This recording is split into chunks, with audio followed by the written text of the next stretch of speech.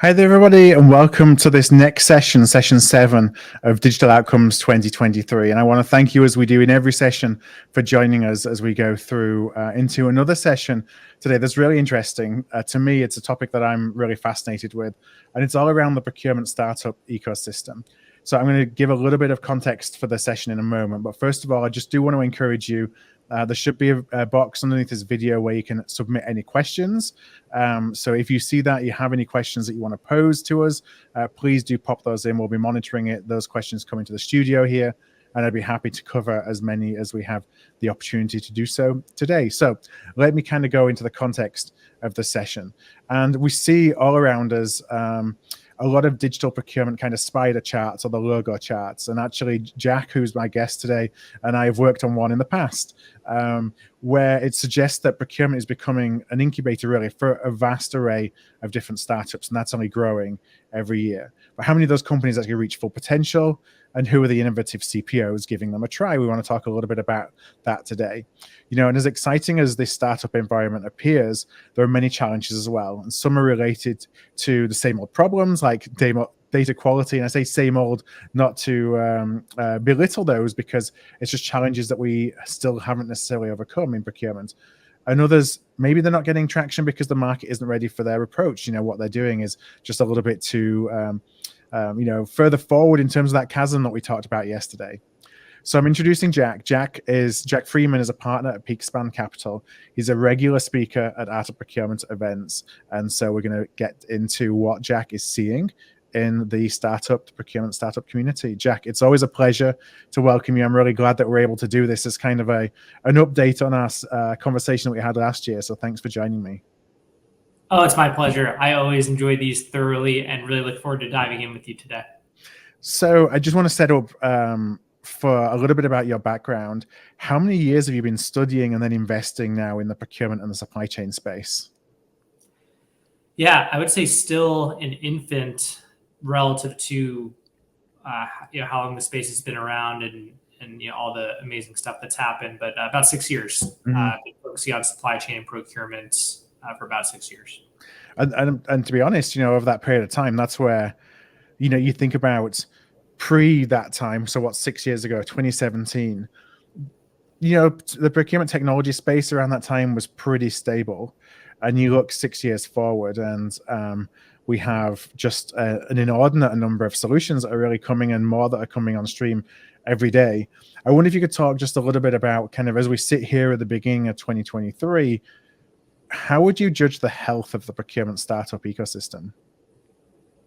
Yeah, great question. And I think also an interesting overlay to that 6 years is the bull market run that we've been on. Right. That, everyone's probably reading a ton in the past 2 years on how that's come to a stop and valuations have normalized. But during that process, with a lot of access to capital, clearly the startup ecosystem has really flourished. A lot of companies have gotten funded at a seed stage or Series A stage, and that has led to an explosion of procure tech startups. And before getting to just a general health check, there's been some good timeline studies done recently. I forget who's done them. I think there's been multiple, but I believe in this kind of the last 6 years, but maybe call it 2016 through 2020, I feel like we've seen a lot of growth in, let's call it horizontally focused from a ICP perspective. So play every vertical, but with a specific, you can call them point solutions or best of breed. Sure. Best of breed, yeah. So we've seen those little bubbles of the spider charts and graphs that we've done really fill up sourcing solutions, analytic solutions, supplier-centric solutions. So I feel like that those spaces are getting a little more mature. You have some companies that have reached scale. You have some companies that have gotten acquired. You have some companies that are, growing slowly, and then others that are struggling. But at least those are full. And I think more recently we've seen some interesting evolutions in what types of procure tech startups have been funded and founded in the past 2 years. I would call out maybe some category specialized solutions such as SaaS procurement or internet procurement. There's also in our studies of vertical software, which we have a lot of vertical software folks at PeakSpan. We're seeing, procurement for X, for construction. Those plays are doing well, and we're seeing more activity there. And I'd say lastly, we'll get into this a little later, but just a convergence of finance and procurement. And not every company has a fancy CPO and big division and has a budget. So we study Office of the CFO and we study Office of the CPO, or Procure Tech, and we see a nice convergence there, including digital payments with suppliers. So overall, in terms of health, I would say thriving from a just number of companies perspective. A lot of companies doing really interesting things and building. We'll get into some of the issues later on in the show in terms of those same challenges that you and I were just talking about pre-show. And then I also, at some point, I think be good to touch on, not just in Procure Tech, but broadly, what is the health of the technology sector from an investment perspective, and like what kind of we're seeing in market from a fundraising and just, our companies getting slowed down by the recession and our IT budgets tightening. I can go opine on that as well. Yeah, let's start there actually, because I think that's still kind of macro in terms of, we hear a lot all the time around the fundraising environment is not necessarily what it was in 2021, 2022, when a lot of money raised, a lot of high valuations, and perhaps different metrics are being valued now in 2023, and money isn't as easy to come by. That's the headline, but do you see that on the ground? Like, how are you seeing the fundraising situation, or the access to capital, should I say, for smaller and growth companies in the procurement tech space being today versus what it was 12 months ago or 24 months ago?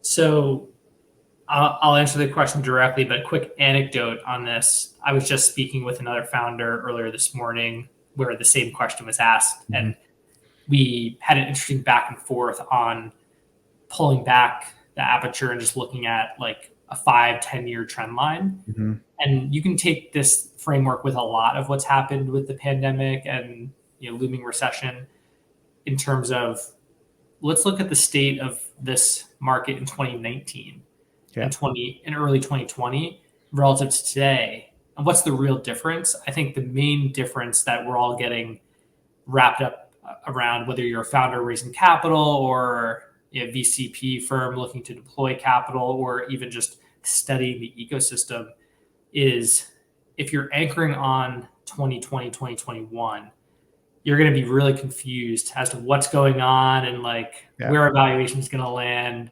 I used my stock portfolio as a good example, where in 2020, 2021, I was invested in tech stocks. I had 100% growth year, and I was like, oh my, this is amazing. I'm a great investor. Like, I'm so smart. And then obviously that came crashing down. And now, there's returns that are, this year we're up 8%, 10% or something. It's going to go back down. Just like in 2019, stocks always return 8% a year for the past. They always go to the trend line eventually. Exactly. So it's so easy, whether you're investing in stocks yourself or you are a founder or a VC, to anchor on the craziness that just happened and said, oh my goodness, valuations got cut in half. How am I ever going to raise? I'm never going to raise capital at 6 times revenue. We were just at 12. I'd be silly. But if you look at 2019 relative to today, both were 6x revenue. So I think, we've made that rise and fall. We've come down, and I think things are settling at those 10-year averages. I think just like years ago, everyone values profitability.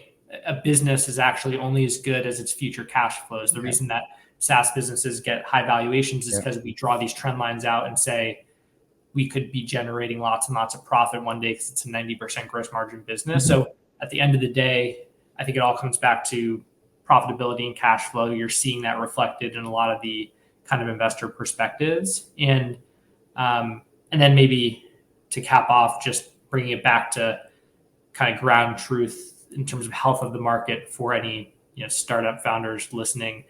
I think the same fundamentals in 2019 exist today in terms of not every company gets funded. If you get funded, it needs to be a distinct concept, resilient value prop, clear kind of idea of how you're going to leverage capital to grow. And in terms of valuation, I think we're actually seeing the same level of Series A activity as Q1 2022, which was also a crazy time for us. And I think the difference is the valuation environment, but I think at the end of the day, a lot of folks are coming back to the reality that, hey, valuations weren't what they were. That was a crazy time. However, I'm still very bullish on my business. I see an opportunity. I could use capital to accelerate that opportunity, which is the point. And we're seeing conversations and closed Series A, Series B partnerships happening at a pretty solid clip. So I would say investors are looking back to fundamentals. The valuation environment has settled, but there's still a lot of capital out there. Everyone's read the stats on dry powder in VC and PE, and companies, including in Procure Tech, are getting funded. So it's positive. Yeah, the capital is still there.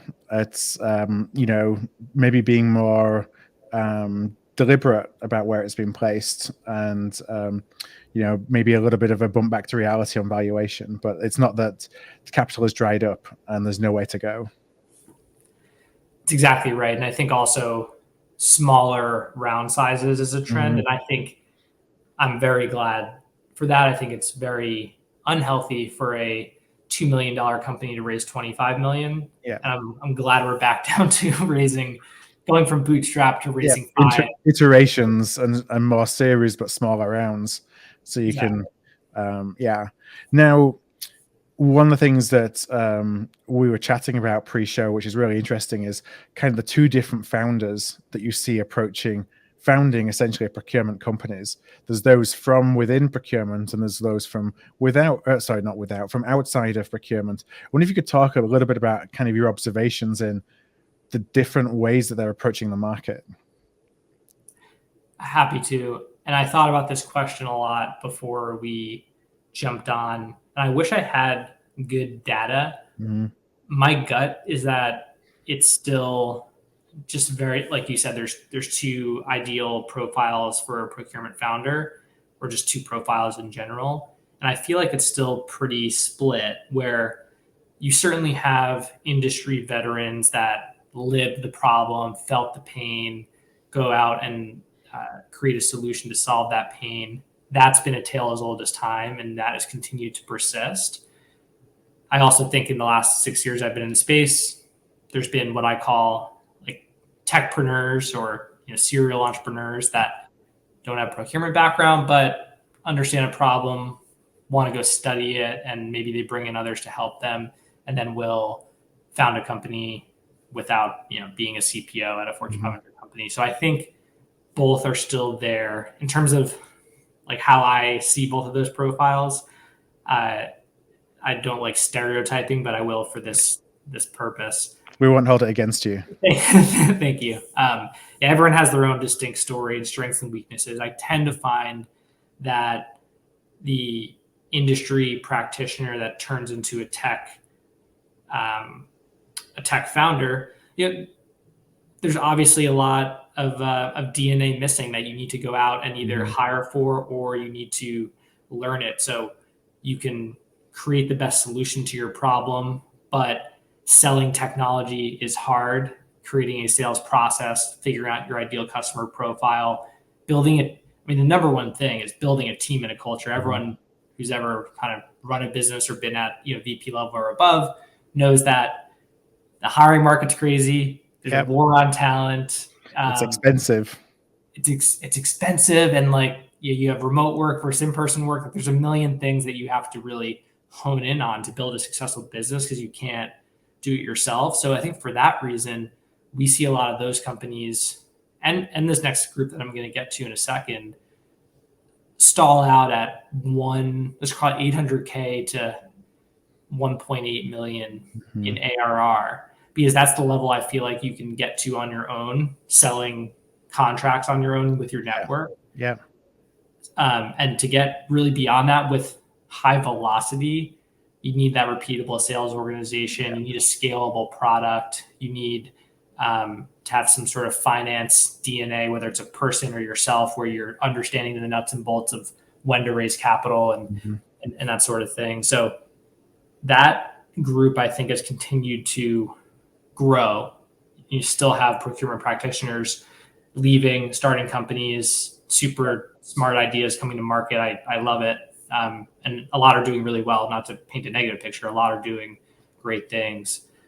The other group, I feel, has always been around as well. Maybe there's a slight uptick in the second group, but I think given some of the trends that we're going to talk about in terms of finance and procurement converging, procurement in general, more notoriety, more just understanding across the board of what it is and why it's important, a kind of maybe drop down from like enterprise to now I see mid-market and SMB procurement and spend management companies that I think are just maybe more familiar to a techpreneur.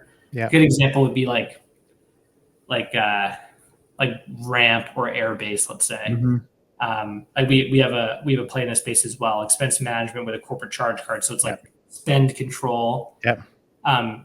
We can call that procure tech, but I think a lot of the founders in those spaces did not come from procurement. No, and they look at it as a finance problem or opportunity rather than. And it's actually interesting. We think about because we talk, and this is completely off topic, about procurement and what procurement is. It's only us in procurement that sees procurement and thinks of procurement as being procurement. Folks outside of procurement don't necessarily see that. They just see it as we're buying things from suppliers and it's challenges related to spend management. So it's interesting how, the procure tech, the established kind of function, if you will, recognizes that technology is being procurement led, but some of those SMBs and the mid-size where there's a lot of explosion you talked about at the beginning around procurement for X, very industry specific, don't necessarily look at it as being procurement technology. It's just technology to help me buy stuff better or understand what I'm buying better. That's exactly right. And another couple ways to bridge it, it comes down to, especially in this environment, which is a positive, I think, when we talk about the state and health of the procure tech ecosystem. But the value prop is cost controls, compliance and security, driving cost savings. Those terms can be synonymous with, the CPO's office or the CEO's office or the CFO's office. And so back to the different types of founders, I think we're seeing, to give you some examples, a person from the marketing industry, where if you were a CMO, you're managing a budget for marketing tools and technologies, your whole career, and you have ad spend, and therefore you obviously feel the pain of, well, how do I save money on my marketing spend? How do I, funnel approvals up through my team in a digital way? How do I keep track of it all? I have a 200 million marketing budget and I have no technology. That could easily be and is being founded by kind of marketing people, but that's a procurement play. So we're seeing more and more of that on this side of the house. I don't think as much. I think maybe the corner cases of the non-procurement professionals going after really big opportunities are probably more in the like approval workflow, or even I could say like the software buying is probably a pretty big opportunity that is founded by non-procurement professionals, because SaaS is just so prominent that people have had the thought multiple times, oh, every company needs help managing SaaS spend because there's so much SaaS spend that doesn't get used. So I think that's been one area where we've seen this second group come to market with new solutions. It's interesting when sometimes the mindset of a procurement person who is you just kind of have that mindset of, well, it's always been done like that, so it's always going to be done like that, and somebody from the outside comes in and says, why is this done like this? There are other ways. I do want to segue a little bit into, I've got lots of questions. There's probably some others that I might come back to as well. I always find we don't have enough time in these conversations, but I want to ask you, like, what segment of CPOs are actually embracing technology from young emerging procurement tech companies?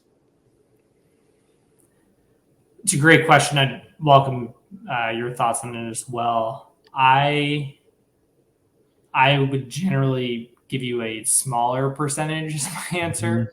I think I know some of these companies by heart. I won't name them all, but I think like Roche and J&J, and like there's a couple that have procurement digital garages and digital labs. So I think I can count that group on like one hand. If not, I should get to know the others, because I love having conversations with these types of folks. But let's say there's 5 to 10 like Fortune 50 that do that, and I think that's the answer. And then there's probably a tier 2 of forward-leaning, maybe younger or newer CPOs that I want to come back to the newer point, but younger or newer CPOs that get in the seat and believe in technology and thus start engaging more with the tech ecosystem, but aren't taking the time to create an entity and like a fund to do these pilots. Like I think that group is 5 to 10, if I had to guess. And yeah, so one stat I looked up before the call that this is a Google stat, so this is very dangerous for me to throw this out there. I think I read that like X small percent, I'm not even going to give you a percent, maybe you know this, of Fortune 500 companies have CPOs. Do you know the stat? I don't know the stat, but I imagine that it's not a big number. Yeah, the audience will challenge me on this, but I just Googled it because I was curious on the back of this call, and I think I saw 10%, which I was shocked by. So I think it probably talks to the level of the CPO within the organization as well, that even if a CPO, head of procurement, exists, they may be fairly layered within the organization and not sitting, amongst who you'd consider to be C-level peers. 100%. And yes, that's exactly right. And then the last thing I'd say on this front is I've always stuck this stat in my brain. I heard it a couple of years ago. It's probably still true, but the average tenure of a CPO. I think that's a real, and that's one real problem. And then we'll get to more problems in our agenda. But I think given the tenure of a CPO, are you really going to show up on day one and the first order of business is to go introduce a couple of startups that are less than 5 million in revenue? Probably not. So for that reason, I think the procurement organizations that have been around for a longer tenure, they're big. They have a formal entity that works with the startup ecosystem. Those I've seen just most often will buy and work with earlier stage startups. And then I think as you get to more scale, B, C, D, E funded, you don't necessarily you don't need to engage with one of those procurement garages. I think the sale is a bit easier if you're selling supplier data to Fortune 500, or you're selling a payment solution or a approval workflow solution. I think those are easier sales, even if there is no forward-leaning CPO. Once you're a lot bigger and the category is more established. And do you feel that there's a risk though of so a company's funded, you're obviously got goals around that they've got to achieve around that funding if they're to look at being able to get follow-on rounds in the future. They're not necessarily getting the engagement with CPOs or procurement leaders because either there's not enough of them in the space that they can connect with, or if there is, you talked about there only being a small number of folks who are a small number of CPOs or small number of companies that are truly embracing young startups, young ProcureTech startups. So you have that environment. Then, therefore, where do you go for your sales? So the startups sales teams will go to a CFO or a COO or some other C-level with a different pitch than they would do to procurement. Do you see that being a risk to procurement? Because I kind of, as I play that out, I think, well, that means they're going to be pitching about something they can replace or do better than is in place already because they've been banging their head against a brick wall in trying to get engagement with procurement. Really, Really, really important question. I think first answer is I'm bearish on, if you're early stage startup and you are going straight for enterprise deals, sell to the CPO, Fortune 100, good luck. I think for that reason that you mentioned, even if you are going in with a pretty big solution, like a 100K solution, like an analytics deal or something like that, going to the CFO, because there's lots of CFOs, and that's like an established buying category as well. And spend analytics can be sold to a CFO. So I think that's one silver lining in who you can sell to. And then third, I think to your point about level, we always talk about CPOs in these forums, but I think there's probably a lot of, per my Google, that is like probably wrong. There's probably a lot of director of digital procurement or some high level that is accessible, can get approval and champion a 50 to 100K deal. I think those exist. And then the last point you touched on, which is another hugely important one, is depending on the category, it changes, but what are you competing against? I think when we entered the procurement space through our investment in Symphony a couple of years ago, a big, realization of our research was procurement is large. Enterprises are using something. Mid-market is very large. They're not necessarily using anything. And that's for a core system. If you take it down a level and say, are you using a specialized sourcing solution or analytics solution or tail spend solution or supplier management or payment solution? A lot of the times the answer is no. Right. So that's why I think there's probably a lot of scale up still coming to market, because everyone sees that and says, well, there's a lot of cost savings left on the table. There's so much paper-based, antiquated, analog, manual stuff going on that it makes me want to pull my hair out, but also long-term bullish on the amount of software that can be sold to automate this stuff. So for those reasons, I think, while I'm painting a scary picture on selling the 300K deal to the CPO, I think you can sell a workflow solution that saves finance and procurement people time, or maybe drives additional compliance and analytics for 25 to 150K, and you're competing against no one. And it's more, do you have the team and the process to solution sell and pitch that value prop and get deals over the line? And that feels like a more straightforward opportunity than the ultra large enterprise. Yeah, and I would agree with you as well with that. I think from what I see, and in a lot of those organizations, it's somebody who's a director of procurement, or they have a small team with them, and they're still making the case for procurement in some cases. And so it's about how I think as a provider, how can you give confidence to the advocate, to the person that you're selling to go and make the case on your behalf, because they may not be the decision maker, but they recognize the value of the technology that you provide. And therefore they're going to, if they have the confidence in getting a yes, they'll go and have that conversation and pitch for that budget. 100%. And spurred one more thought, which is coming back to my point about time savings, cost savings, or more so time savings and like ease of use. If the procurement practitioners and founders in the room, you know better. So think about this question. It's what is really a pain in the butt for procurement and business users today. There's already solutions attacking them, but like still, what is the biggest pain? I'll point out supplier payments. It's not, there's a big payments opportunity out there. It's a $300 trillion B2B payments market. Lots of money to be made on B2B payments, but it's more about how annoying it is to pay small, diverse suppliers worldwide. You have the paper trail component, the ensuring the PO matches the invoice, matches the receipt, just international payments in general if it's a cross-border transaction. So there's a lot of time and manual effort involved in paying suppliers. So that's a super easy, resilient value prop when you have people spending 30 hours a month doing something that you can automate with software.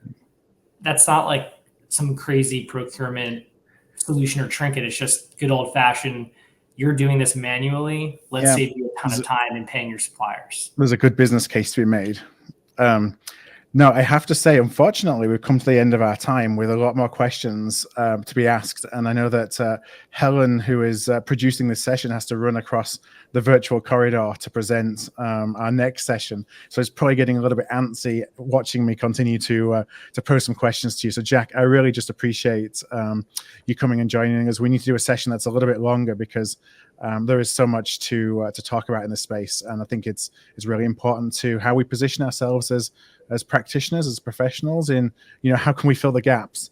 Or how can we kind of build on all this new technology to think differently about the value prop? So thank you for joining me as ever, Jack. I know we'll do something again soon to build out that conversation. In our next session, we're going to be talking about cracking the code, the importance of automating procurement in a recession. So Helen will be joined by Lihi Lutan, the CEO and co-founder of Upstream. We'll auto-direct you to that session, or you can go to the agenda and just click the link, and that will begin in about 4 minutes' time.